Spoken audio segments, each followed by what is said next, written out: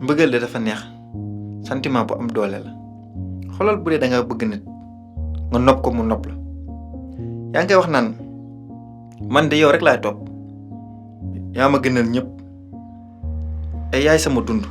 te bu dul yow de doon keneen man ak yow lu ko tëgg tasu ko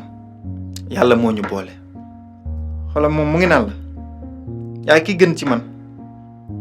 yaay li gën a neex li gën a rëy li gën a màgg li nga xamante ne sama borom defar na ma ko sama àdduna bëgg naa nga nekk sama yaay doom mu neex torop parce que nag wax bu jógee ci xol day dem ci xol mu neex torop ba doo leen bëgg sax mu jeex ba soo leen toggoo seen heure yi ñu fi jot sax da nga naan heure bi dafa gaaw dëgg la nag lu neex du doy mais comme li ñuy wax nit motut ngeen dox ba si jimi jamono problème am réeroo am ku nekk toog sa coin ngeen daal di tongoo nag ku nekk di xaar sa morom woo ko maanaam rëy jàpp leen ngeen toog rek di xaar ngeen gëj a gisante gëj a déggante te xam ngeen ne su nit ki soo ko gëjee dégg namante dootul am te namante de su amut gisante wàññeeku gisante nag su amut minante dootul am minante de su amut cofeel dootul am cofeel de su amut bëggante dootul am bëggante de su amut xarito dootul am xarito de su amul xol yi daal di wow xol yi de su woowee yërmande daal di jeex ngeen commencé recommencer waat à zéro keneen ku nekk uti keneen wala dem faji mer nga amaat keneen tamit comme lu ñuy wax rek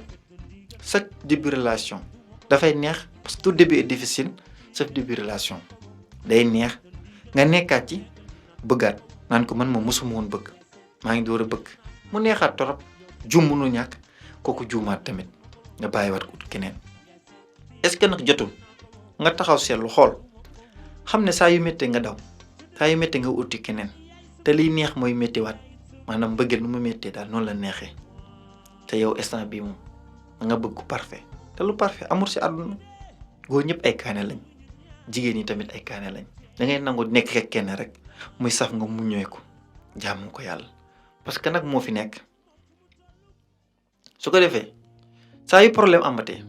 bul daw bu uti wàllu mun nga mer nag ku dul mer amul mais nag mer day jeex te mbëggeel ak rëy ànduñu soo bëggee da ngay suufar sa bopp fexe ñàkk jom parce que lu lay bëggal lu ne loo ko jëndee jar na ko parce que olof Njaay moo ne lu yëngu lu ne lu ko yëngala ëpp doole di tax nga bàyyi ñëpp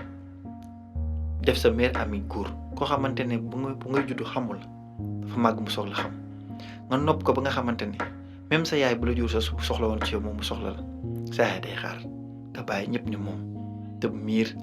wala di yolle ko di ko seeti loo am yéene ko ko te problème am rek nga ne déedéet dootul nekkati moom kon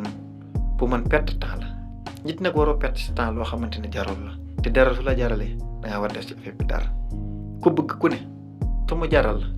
problème ak nu mu mënti nekkee bëggeel mu ëpp doole problème réeroo amul ñàkk waxtaan a am te rëy baaxul te ki nga bëgg ku ne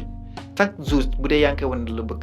même bu la bëggul woon sax dina tax yow sa mbëggeel tax moom mu bëgg la bëgg nit soo ko bëggee ba mu jaral moom ci kaw sa kaw bëgg lay jaare di la bëgg parce que nag góor wala jigéen nit rek laa mun te wax jàmm la bëgg ak fépp mu ko mën a amee te ku nekk xam nga ki la bëgg ku nekk xam nga ki la bëggut kon fexe leen ku nekk ñekk ki nga bëgg parce que ki nga bëgg moo la mun di la bëggal